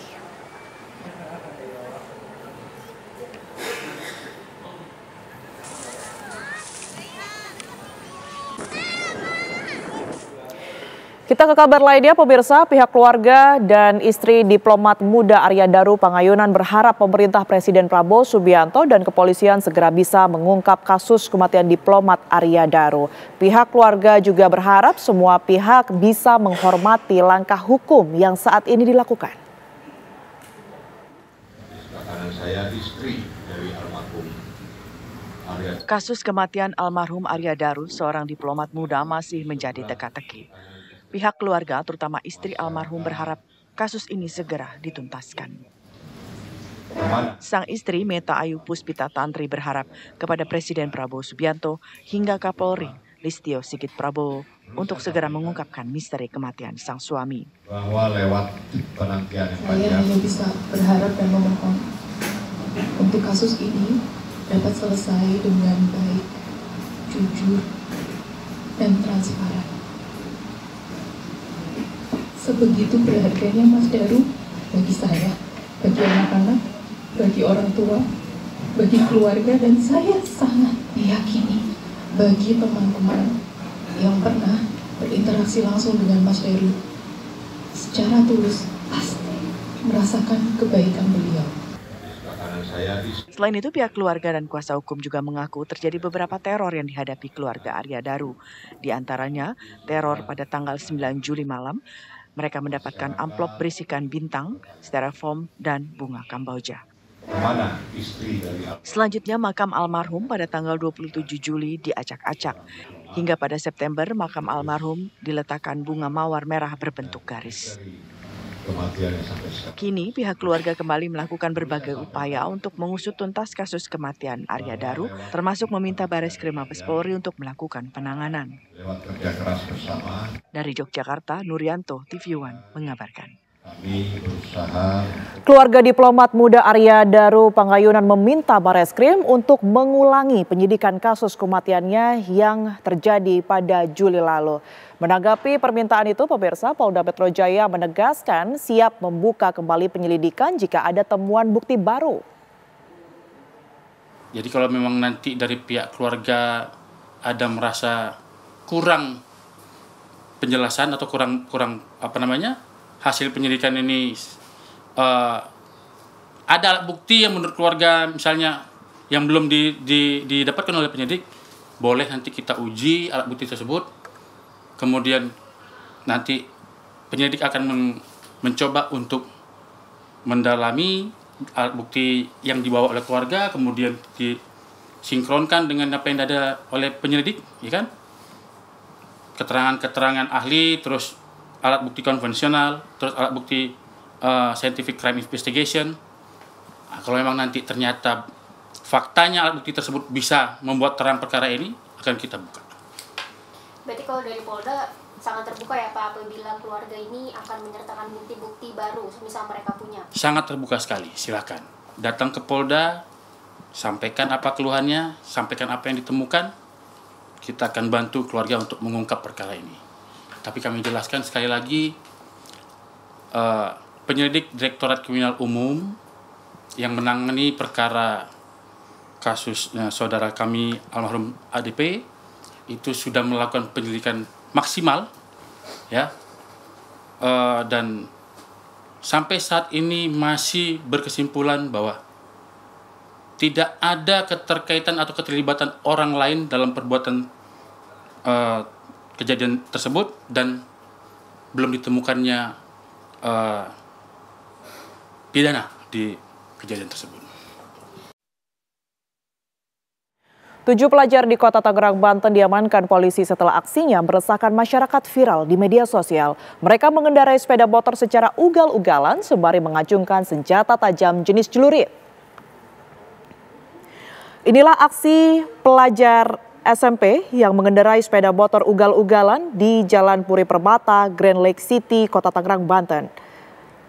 Dalam video tersebut mereka tampak membawa senjata tajam jenis celurit mengejar pelajar lain yang ada di depannya yang juga berboncengan dengan menggunakan sepeda motor.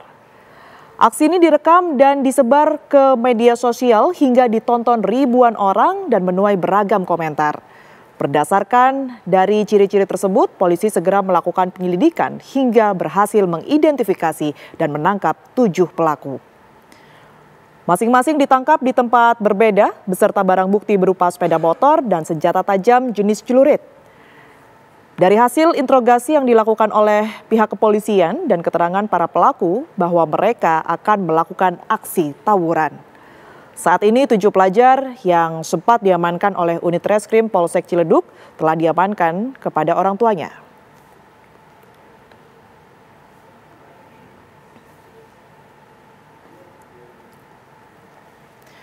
Pemirsa, untuk mencegah terjadinya tawuran di wilayah Jakarta Utara, komunitas anak muda Penjaringan Bersatu menggelar boxing show di Rumah Susun Mawar Penjaringan Jakarta Utara pada Minggu siang. Sebanyak 112 peserta, mulai dari anak-anak, remaja, hingga dewasa yang merupakan warga Jakarta Utara, turut serta dalam kegiatan ini. Mereka berharap acara ini dapat menekan angka tawuran di Jakarta Utara.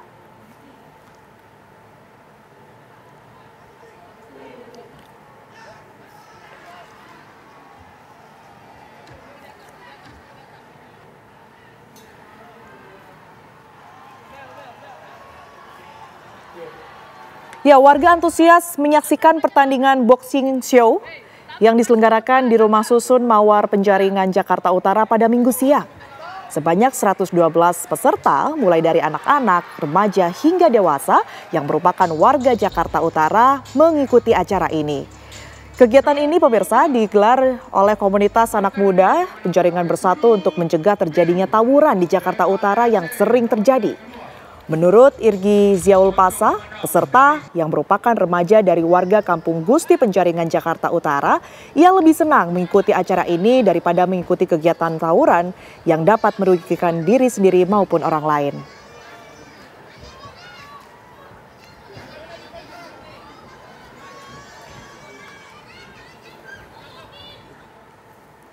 Menyambut HUT TNI 5 Oktober 2025, puluhan musisi jalanan di Yogyakarta mengikuti lomba ngamen yang digelar Korem 072 Pamungkas, Yogyakarta.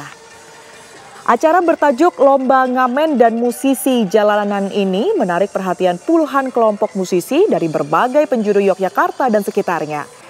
Lomba ngamen diadakan dalam rangka menyambut hari ulang tahun ke-80 TNI di Museum Pusat TNI AD Dharma Wiratama, Yogyakarta. Lomba ini berlangsung meriah di mana setiap kelompok peserta tampil dengan aransemen yang beragam, mulai dari musik angklung hingga akustik. Lomba ngamen ini pemirsa akan mencari 5 besar penampilan terbaik. Nantinya pemenang tersebut akan dibawa ke Jakarta untuk tampil dalam rangka HUT ke-80 TNI pada 5 Oktober 2025 mendatang.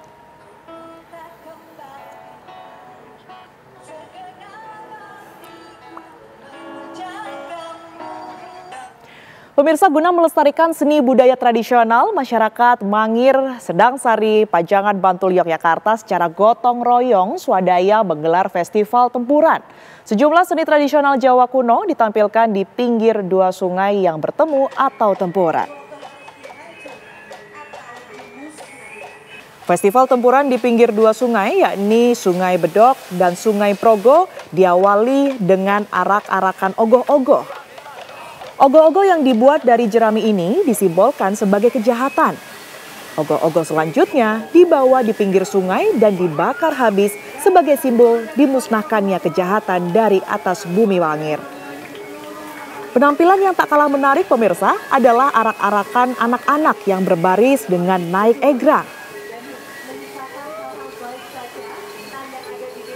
Sebuah permainan tradisional yang nyaris punah.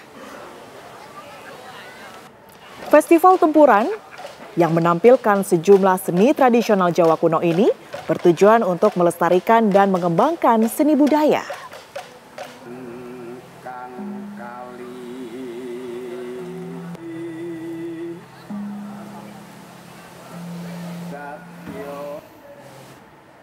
Sebagai bentuk kepedulian terhadap para penyandang disabilitas dan anak-anak yatim, warga simpatisan difabel gelar pemeriksaan kesehatan gratis untuk ratusan siswa penyandang disabilitas dari berbagai sekolah se-Bandung Raya.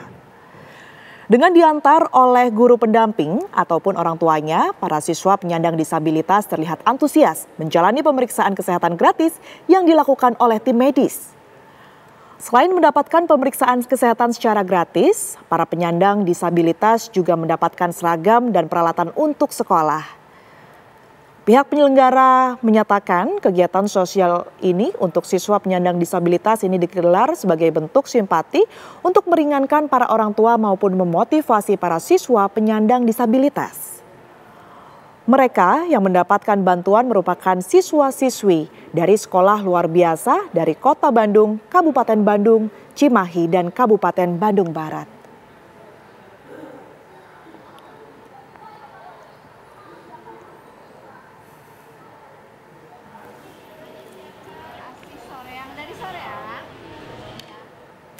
Berbagai seni dan pertunjukan budaya Jepang bisa dinikmati warga Jakarta, pemirsa. Pengunjung diajak untuk merasakan pengalaman sekolah di negeri Sakura.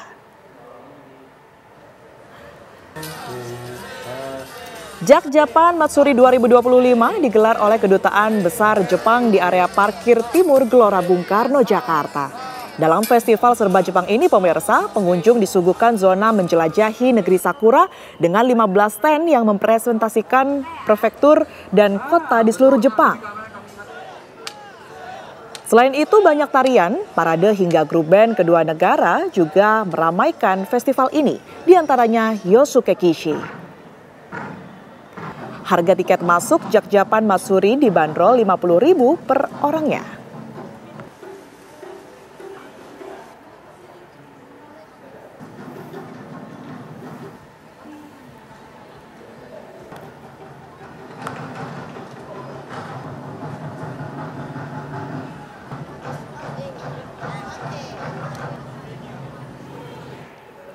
Kita beralih ke informasi lainnya, pemirsa. Kurang dari 2 pekan jelang putaran 4 kualifikasi Piala Dunia Zona Asia, pemain Indonesia yang berkarir di luar negeri menampilkan performa yang maksimal untuk klubnya masing-masing. Lantas bagaimana aksi mereka? Kita akan simak informasi selengkapnya untuk Anda. Ya pemirsa, informasi tadi sekaligus menutup Apa Kabar Indonesia malam hari ini. Saya Tiara Harahap. Dan saya Windy Wellingtonia pamit undur diri. Terima kasih atas perhatian Anda. Selamat malam, sampai jumpa.